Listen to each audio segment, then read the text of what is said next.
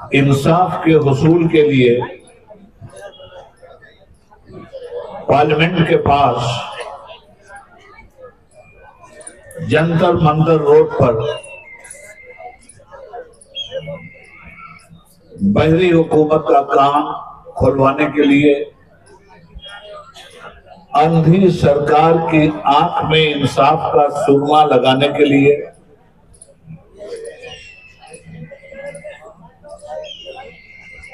और समाज को गूंगा बनाने वाले पार्लियामेंट में बैठे हुए बहरूपियों के लिए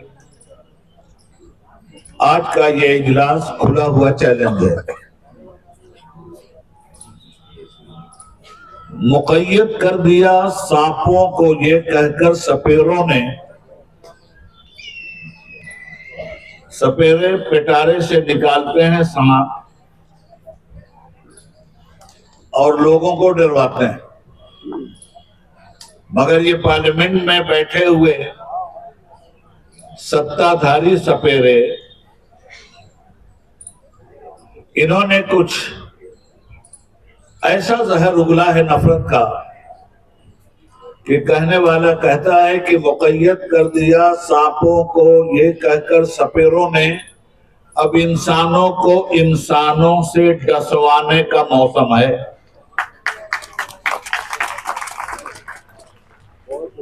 इंसानों को इंसानों से डसवाया जा रहा है। क्या 2014 से पहले भी खुले हुए नाग इसी तरह इंसानों को डसते थे?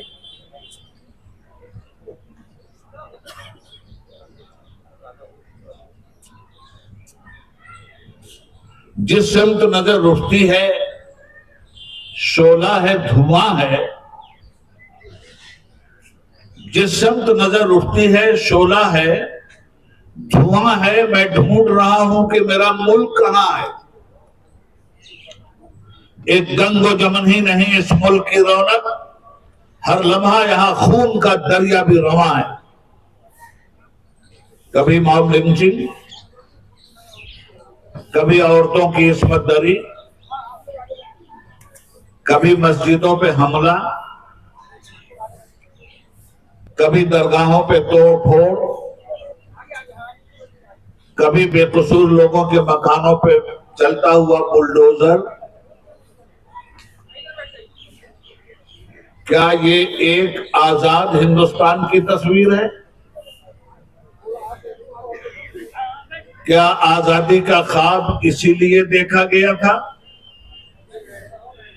मैं जज्बाती कोई तकरीर नहीं करूंगा, चंद बातें आपके सामने रखना चाहता हूं और मैं ये बातें तमाम मुसलमानों से भी कहता हूं, हिंदुओं से भी कहता हूं, इसके ऊपर उठकर तमाम हिंदुस्तानियों से कहता हूं। हमारे मजहब अलग हो सकते हैं, हमारा देश एक है। हमारे धर्म अलग हो सकते हैं, रहन सहन अलग हो सकते हैं, मगर कोई चीज तो है जिस पे कॉमन मिनिमम प्रोग्राम किया जा सकता है। उसी का नाम तो हिंदुस्तान है। कश्मीर की वादी से लेकर कन्याकुमारी की सरहदों तक, बंगाल की खाड़ी से लेकर गुजरात की धरती तक, इस मुल्क में बसने वाले लोग ही तो हिंदुस्तानी हैं। हम एक हैं। हम दुनिया के दूसरे मुल्कों में जाते हैं तो हमें परमिशन मुसलमान और हिंदू के नाम से नहीं मिलता, हमें वीजा इंडियन नागरिक होने की बुनियाद पे मिलता है।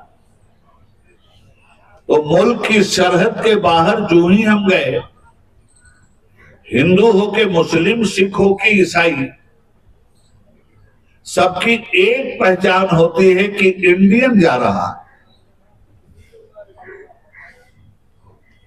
हम हिंदुस्तानी हैं और यही वजह है हम कहीं बटे नहीं हैं। ये जो नारा लग रहा है बटोगे तो कटोगे, ये बांटने वालों का नारा है। जिन्होंने इंसानों को, कुछ लोगों को ऊंची जात बिरादरी बनाकर मुंह से पैदा कर दिया और कुछ लोगों को बांटा तो बाहों से पैदा कर दिया और कुछ लोगों को बांटा तो पेट से पैदा कर दिया और कुछ लोगों को बांटा तो शूद्र बनाकर पैर से पैदा कर दिया। वो नारा लगा रहे हैं कि बटोगे तो कटोगे, बांटा तो तुमने, बांटने के जिम्मेदार तो तुम हो, हम तो जोड़ने के जिम्मेदार हैं, हिंदुस्तानियों को इकट्ठा करने के जिम्मेदार हैं। हम तो हिंदू का हाथ निकालते हैं, मुस्लिम का मां निकालते हैं, इधर से हाथ निकालते हैं, इधर से मां निकालते हैं और मिला के हम बनाते हैं ताकि मजबूत हिंदुस्तान बने। बटोगे तो कटोगे, बटोगे तो कटोगे नहीं, बटोगे तो मिटोगे। तुम हिंदुस्तानियों को बांट रहे हो, तुम हिंदू मुसलमान का घर नहीं जलाते, तुम हिंदुस्तान का घर जलाते हो।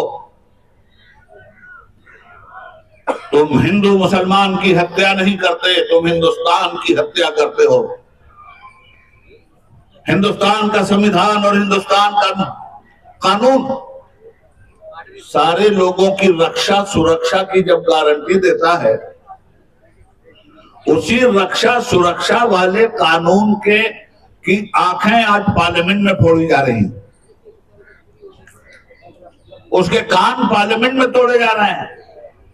सही कहा था शफी साहब ने, पार्लियामेंट में जो लोग बैठे हैं उनमें ज्यादातर तादाद 10 नंबरियों की है।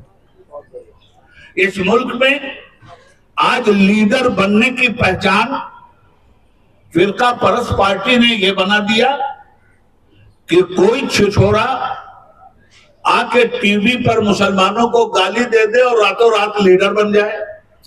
हाय हाय हाय, जिस कौम के पास कुछ भी नहीं, ऐसी भिखारी कौम भी लीडर बनती है मुसलमानों के नाम से। हम वो ताकत हैं कि हमको गाली भी देते हो तो तुम पूजे जाते हो। औकात अपनी भी पहचान लो, औकात हमारी भी पहचान लो। हिंद को नाज है जिसपे वो निशानी हम हैं, ताज और लाल किला के यहाँ बानी हम हैं। हमारी आइडेंटिटी पूछी जाती है, हमको पाकिस्तान भेजा जाता है, तुम्हारे बाप का हिंदुस्तान। दुनिया का कोई मुल्क हिंदुस्तान की तरफ आंख उठा के नहीं देख सकता, इसलिए कि हिंदुस्तान के एक मुसलमान ने हिंदुस्तान को सुप्रीम पावर बनाकर पूरी दुनिया में हिंदुस्तान का नाम रोशन कर दिया। हमसे हमारी आइडेंटिटी मांगते हो, हमारा आधार कार्ड मांगते हो। जिस लाल किले पे 15 अगस्त को एक झूठ का पिटारा खोलता है, वही लाल किला हम मुसलमानों की आइडेंटिटी है, याद रखना। जिस ताजमहल का दर्शन करवा के पूरी दुनिया से पैसे लेते हो, वही हमारा आधार कार्ड है, याद रखना। अब उसके अंदर मंदिर तलाश कर रहे हैं, बनाया कुछ नहीं। भिखारियों, खुदा की शान वो नादान समझें बेजुबा हमको कि जिन पर रहम खाकर मुफ्त में बख्शी जुबा हमने। आओ कभी डिबेट करो कायदे से। हम जानते हैं कि जालिम जाहिल होता है, जालिम कानून की जुबान नहीं समझता, जालिम के सामने कानून की कोई हैसियत नहीं होती। पार्लियामेंट के दरवाजे पे मत्था टेका जाता है, बाबा साहब भीमराव अंबेडकर के संविधान के सामने सर झुकाया जाता है। और यही ड्रामा करने वाला पूरे हिंदुस्तान में इलेक्शन में जाकर बाबा साहब के संविधान की धज्जियां उड़ाता है। इसका लेक्चर देखो, इसकी पिक्चर देखो। जिस संविधान का शपथ ग्रहण पार्लियामेंट में हो रहा, उसी संविधान को अपनी बोली से कुचला जा रहा है पूरे हिंदुस्तान में। हालात जब इस तरह के मुल्क के हो गए हैं तो मुल्क में एक इनकलाब की जरूरत है। पार्लियामेंट करप्टेड लोगों से भर गई है। मुल्क पे सत्ताधारी हुकूमत इंसानियत का खून पसीने की तरफ बहाने के लिए दरिंदों को खुली हुई छूट देके बैठी है और पुलिस का इस्तेमाल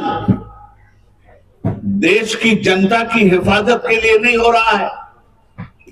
पुलिस का इस्तेमाल एक दरिंदे और भेड़िए की तरह किया जा रहा है। पुलिस का काम इलाके में अमनो अमान कायम करना है, इलाके के अमनो अमान की धज्जियां उड़ाना नहीं है। मैं किसी इलाके का नाम नहीं लेता। जिस मस्जिद के अंदर मंदिर तलाश किया जा रहा है, करो तलाश। अब तलाश जब यहीं से शुरू हुई है, हम 1200 साल से हैं यहां और गंगा जमुनी तहजीब को फरोग देकर रहे हैं। 1200 साल से हमने इस मुल्क को क्या दिया और किस तरह खड़ा किया। दर्पण कभी झूठ नहीं बोलता और तुम्हारे बस की बात नहीं है कि तारीख के दर्पण को झुठला दो। गुजरता है हर शख्स चेहरा छुपाए, कोई राह में आईना रख गया है। इनकलाब जिंदाबाद ये नारा किसने दिया? भूल जाएंगे क्या इसको अहले वतन? जय हिंद का नारा मुसलमानों ने दिया, ये तिरंगा मुसलमानों ने दिया, ये एटमी ताकत भारत को मुसलमानों ने बनाया। सही लिखा है social democratic party of India के बैनर में, हम किरायादार नहीं हैं, हकदार हैं।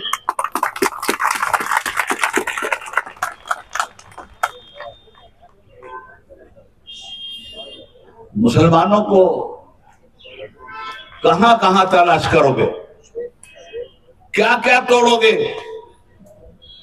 सबसे पहले जाकर के अब इतना ही बाकी रह गया कि इंडिया गेट तोड़ दो। इसलिए कि इंडिया गेट पे जितने वीर शहीदों के नाम लिखे हैं उसमें 60% से ज्यादा मुसलमान वीर शहीद हैं।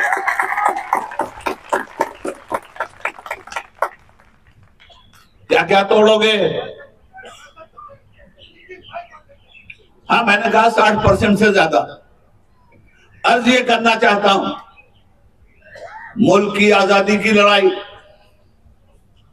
टीपू सुल्तान कौन था? मैं जात बिरादरी में नहीं बांटना चाहता। हमारे हिंदू भाइयों ने भी उसी तरह जान दे के इस देश को बचाया है जिस तरह मुसलमानों ने बचाया है। मैं जात बिरादरी में नहीं बांट रहा हूं। मुसलमानों को जब गद्दार कहा जाता है तब मैं ये बात कहता हूं। मुसलमानों को जब पाकिस्तान भेजने की बात की जाती है तब मैं ये कहता हूं। हमारे हिंदू भाइयों ने कम कुर्बानी नहीं दी है, बेपनाह कुर्बानियां उनके, उनको भी सलाम। मगर उन्होंने तो कभी हिंदू मुस्लिम बंटवारा नहीं किया था। अशफाकुल्ला खान ने और राम प्रसाद बिस्मिल ने तो कभी हिंदू मुस्लिम बंटवारा नहीं किया था। राम प्रसाद बिस्मिल हिंदुस्तान की आजादी के लिए गोरखपुर की जेल से फांसी पे लटक रहे हैं और शेर पढ़ रहे हैं बिस्मिल का। एक बात और ध्यान में रख लीजिए, सरफरोशी की तमन्ना अब हमारे दिल में है, देखना है जोर कितना बाजुए कातिल में है। पढ़ते हैं ना लोग। ये शेर पढ़ा था पंडित राम प्रसाद बिस्मिल ने गोरखपुर में, जब अंग्रेज उन्हें फांसी पे लटका रहे थे। क्या पढ़ा था उन्होंने राम प्रसाद बिस्मिल ने? वो भी शायर थे उर्दू के, उनका तखल्लुस था बिस्मिल। मगर ये शेर उनका नहीं है, ये शेर बिस्मिल अजीमाबादी का है जो पटना के मुसलमान शायर थे और जिसको हिंदू ने कहा था शेर पर, सरफरोशी की तमन्ना अब हमारे दिल में है, देखना है जोर कितना बाजुए कातिल में है। वक्त आने पर बता देंगे तुझे आसमां, हम अभी से क्या बताएं क्या हमारे दिल में है। ये बिस्मिल अजीम आबादी का शेर है, जिसको राम प्रसाद बिस्मिल ने फांसी के वक्त पढ़ा था गोरखपुर में। और ठीक उसी वक्त उनका साथी शाहजहांपुर का खूबसूरत पठान अशफाकुल्ला खान जब फांसी के फंदे पे लटकाया जा रहा था तो उससे कहा गया था कि अशफाकुल्ला, हिंदुस्तान के स्वतंत्रता सेनानियों के लिए के खिलाफ गवाही दे दो, तुम्हारी जान बचा ली जाएगी। तो अशफाकुल्ला ने कहा था कि मैं आने वाले दौर का सावरकर नहीं हूं कि मुस्लिम लोगों के खिलाफ गवाही देकर अपनी जान बचाऊं, मैं हिंदुस्तानी मुसलमान हूं। तो फिर अंग्रेज ने पूछा कि अच्छा, तो ये बताओ कि तुम्हारी आखिरी ख्वाहिश क्या है। सुनिए, अशफाकुल्ला खान ने कहा, आखिरी ख्वाहिश, आखिरी इच्छा, सुनो, कुछ आरजू नहीं है। आरजू कहते हैं इच्छा को, ख्वाहिश को। फांसी का फंदा अशफाकुल्ला खान की गर्दन में। अंग्रेज पूछता है, आखिरी इच्छा बताओ। सुनिए अशफाकुल्ला खान की आखिरी इच्छा क्या थी, आखिरी ख्वाहिश, आखिरी आरजू। कहते हैं कुछ आरजू नहीं है, बस आरजू है इतनी, खाके वतन की मिट्टी रख दे कोई कफन में, मेरे भारत की मिट्टी मेरे कफन में रख करके मुझको कफना दो, बस यही मेरी इच्छा है। हम खून की किस्तें तो अदा कर चुके, लेकिन ऐ खाके वतन कर्ज अदा क्यों नहीं होता। ये सब करिश्मा शादी है हिंदू मुस्लिम नफरत फैलाने वाले एक चाय बेचने वाले, एक भगौड़े का। आप चाय बेचने वाले को भी जानते हैं और भगौड़े को भी जानते हैं। मैं चाय बेचने वाला, क्या प्यार आया आपको, बना दो बेचारे। पान बेचने वाले मर गए थे, अरे किसी पान बेचने वाले को बना दिया था यार, पूछ के तो चूना लगाता, इसने तो बिना पूछे हुए पूरे भारत को चूना लगा रखा है। हम लड़ेंगे लड़ेंगे लड़ेंगे और पूरी ताकत से लड़ेंगे। 18 साल का मेंबर पार्लियामेंट बोल रहा है, 1 साल नहीं, 2 साल नहीं, और एक सूबे से नहीं, 2 सूबे से नहीं, 6 साल यूपी से, 6 साल बिहार से और 6 साल मध्य प्रदेश से और कंटिन्यू आया हूं और बोलता हुआ एमपी बनकर इसी पार्लियामेंट में इनके सियासी 3200 बात मैंने तोड़े हैं।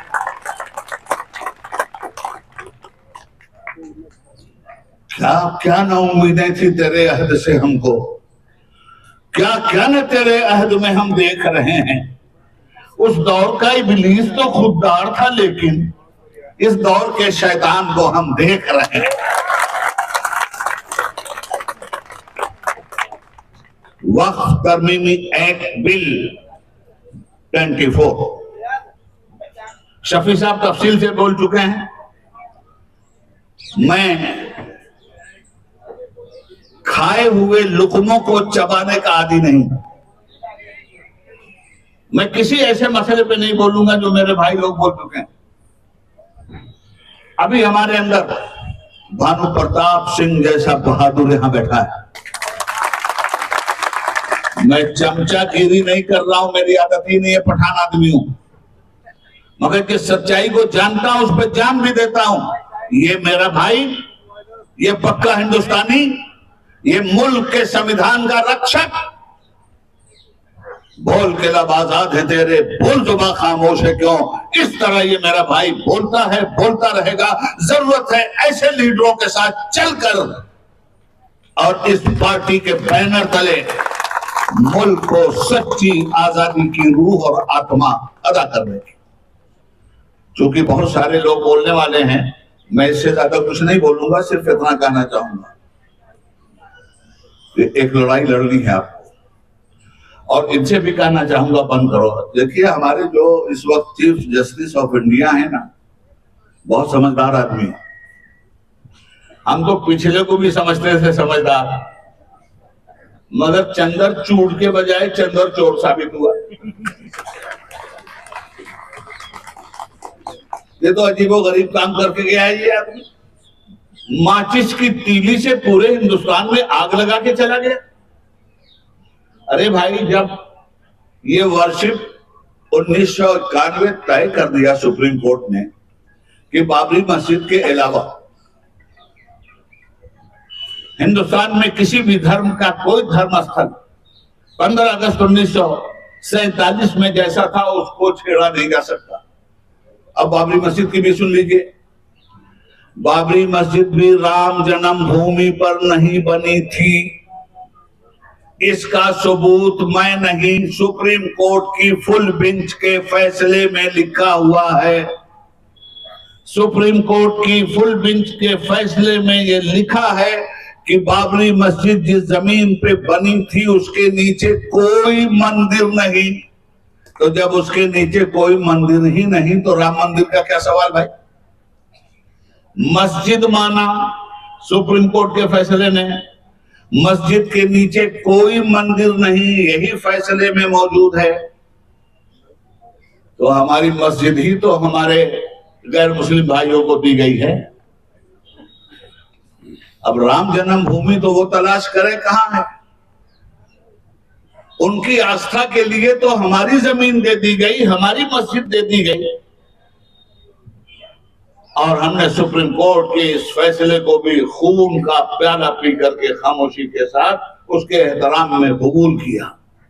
मगर यह फैसला साबित करता है कि राम जन्मभूमि पर बाबरी मस्जिद नहीं बनी थी, ये बाबरी मस्जिद ही थी जिसके नीचे कोई मंदिर नहीं था, और ये हमारी जमीन गैर मुस्लिमों को दी गई है, अखाड़े वालों को दी गई।